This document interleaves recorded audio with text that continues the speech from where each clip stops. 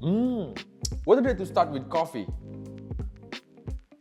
I feel like it can calm our mind and make us think creatively.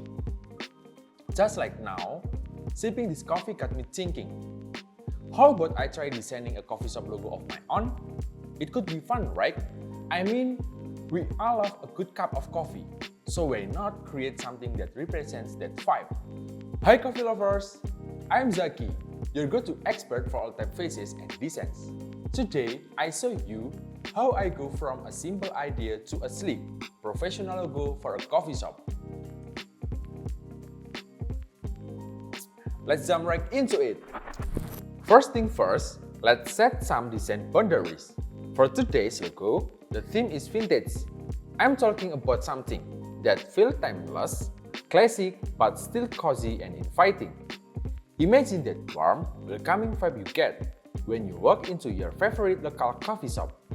You know, with a touch of nostalgia, like a place you'd want to spend hours in. Now, as usual, here's what I like to do. Gather inspiration to get a clearer vision before starting the design. I'll be pulling up some references to get those creative juices flowing. Sounds good, doesn't it? Anyway, the most common font type used in coffee shop logos is vintage, but only to an extent, because they generally use display sans serif fonts. Meanwhile, most logo styles have emblem logos with a round shape as the main element.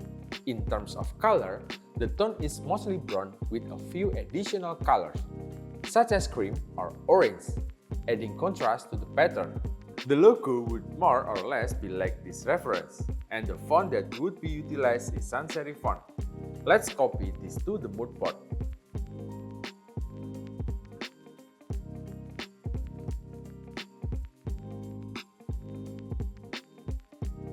Let's also add some other design references to our mood board. Remember, before starting the design, we need to have clear references so that the direction of our design is clear. Now, take a look at this coffee shop's vintage logos. You can see that the main element is simple yet distinctive, right? This kind of vibe is what I wish to apply to the logo we're about to make.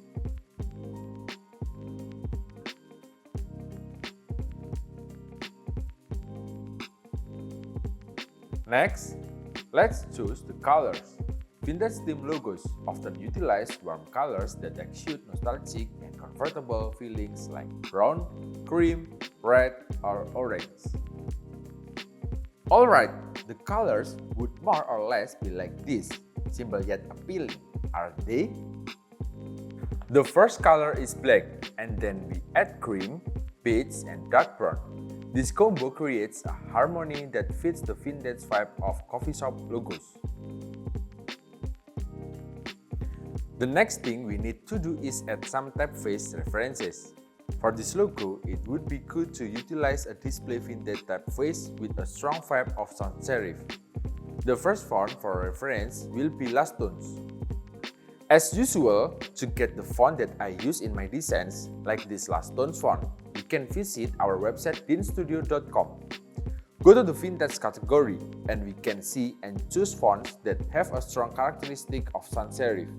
Aside from Last Tones, we would be utilizing Nickberg, Blinkford, and Western Brother. Okay, so these are the 4 fonts that we would be using for our design today. The second font we would put in the mood board is Blinkford, the third one is Western Brother, and lastly, Nickberg. Anyway, aside from making the logo, it's good to go all out and design the cafe branding, such as the cup design. Here, simple and classic design would be excellent to make the branding even more solid. Let's choose this design as our reference in the mood board. Additionally, we can also make a mural design for the wall. Mural style can give off a nice vintage atmosphere. The mural design would look like this. For some extra references, we need to look for other examples of murals that fit vintage concept. Remember, having references is important because we could get many inspiration from them and we could create our own consistent branding.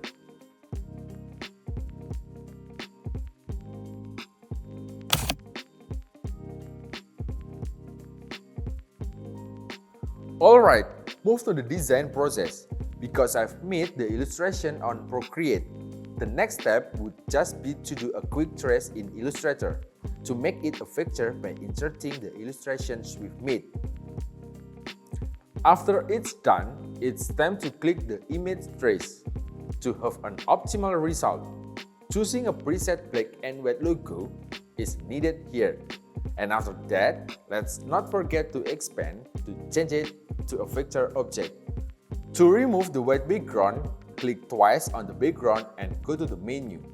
Click Select, choose the same option, and lastly click Appearance. After everything is now a picture, let's save the file before continuing. Next step, let's open a new file with the size of the 2000 x 2000 pixels. Alright, first thing first, let's make a circle. The size would more or less be like this. Don't make it too big as we would add some text inside. Continue on, we are going to select the type of pad tool and click the circle shape to add text. And then choose Western Brother font, enlarge it a little, and move the text point to the upper part so that the position is in the center. For the brand name, I somehow want to name it Rainforest. The philosophy behind it is basically because I love nature, and suddenly it just came to my mind to name it that way. Anyway, let's continue. We align the text to the center, and as the text is a curved shape, we inactivate the ligature first so that the letters do not look too close to each other. And the last part of this step is to enlarge the size to 195 to make it look more clear. After naming the brand, now we copy and paste it so that the position remains the same. And then move the text to the bottom part and change the rating to Professional Brew.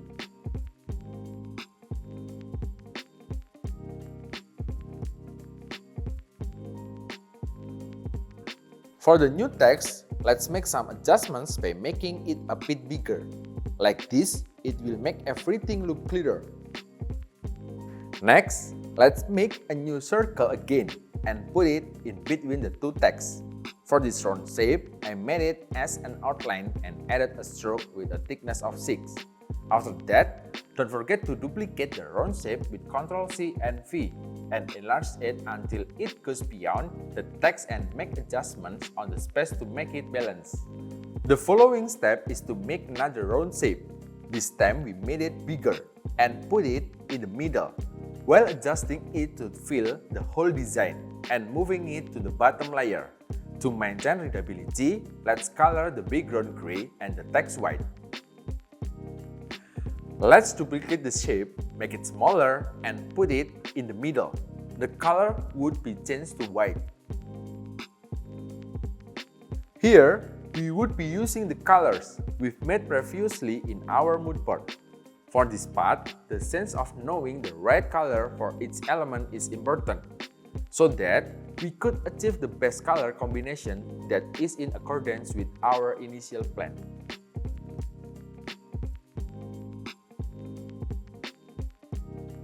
Add a new text, establish and add lines in both the upper and bottom parts of the text while adjusting the space and size.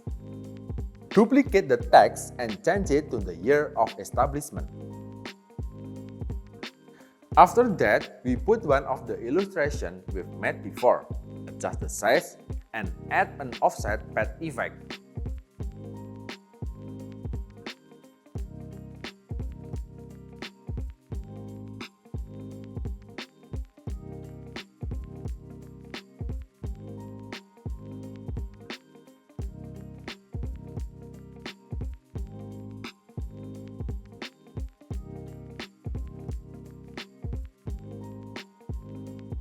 Next, we will add a ray effect to the smoke capot illustration. First, let's make a lens first, and then go to Menu, choose Effect, and select Transform. For the angle, we adjust it to 9, and we copy it 19 times. This method will make the effect look neat.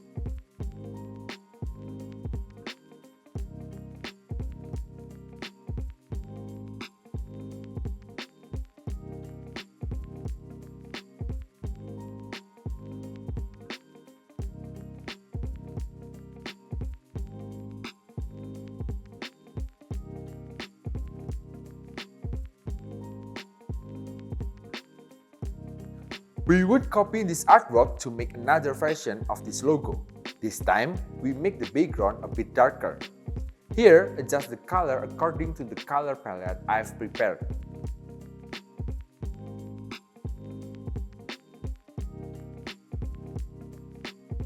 Add another version once more, this time the background is black. The process is exactly the same as the previous ones. We just need to repeat them to get a consistent result.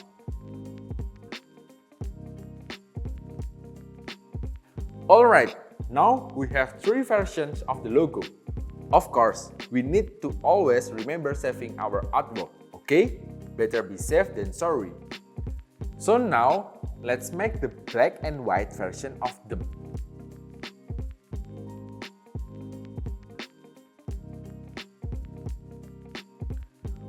We insert the text rainforest into the secondary logo. Because it isn't curved, I enable the ligature again. We also need to include established 2024 and the trademark. The purpose is to serve as an alternative when the first logo cannot be utilized in certain media. Next, let's create a curved version of the logo. First, copy the logo we just made. Since it's a curve, we'll need to enlarge the circle.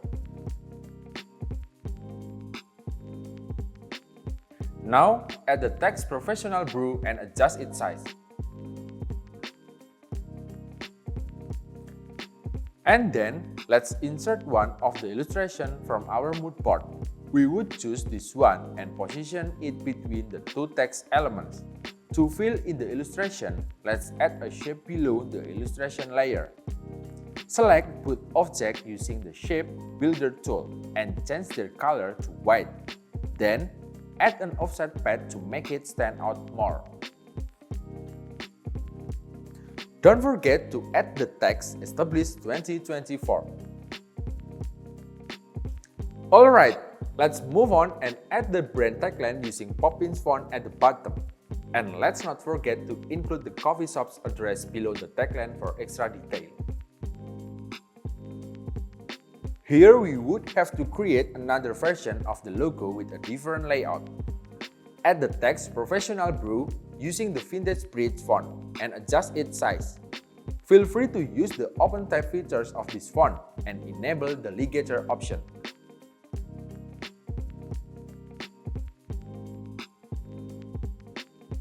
After that, expand the text using the Unite option in the Pathfinder menu. Then give it a white outline. Now, let's group all the text elements together and use the Shear tool to create a slanted effect by pulling it slightly upward. We can create another version of this logo by inverting the colors for some variety. In addition to the logo, we can also create a mural design for the cafe wall. For this design, let's keep it simple by incorporating the ray effect from the logo we created earlier and blending it with the same color palette. Add the text "Where Every Cup Brings" using the Western Brother font and apply the ray effect from the Wrap option menu to give it a more dynamic look.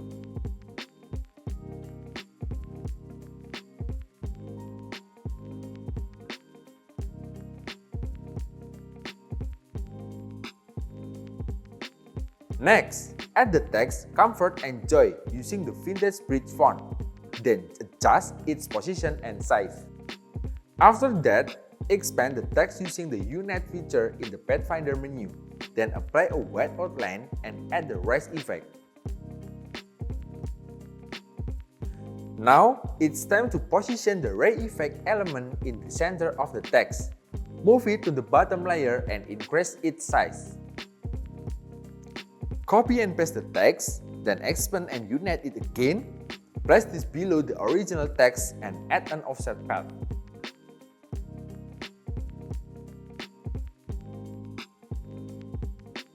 Alright, let's remove any distracting lines behind the text using Pen tool. Then, select everything with the Shape Builder tool. Finally, it's time to group all the objects and ensure their center for a balanced design. You can also create a different version of this design by changing the colors that match the color palette.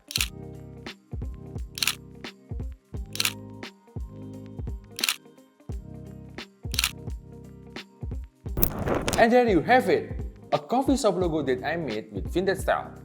What do you think of it? Is the logo good enough to start a coffee shop company? Let me know your thoughts. Also, I've made many tutorials prior to this on this channel, from t-shirt design, ribbon custom, and a lot of posters. If you are interested, be sure to check it out. Don't forget to leave a like, subscribe if you want, and hit the bell icon to never miss out. Thanks for watching and bye!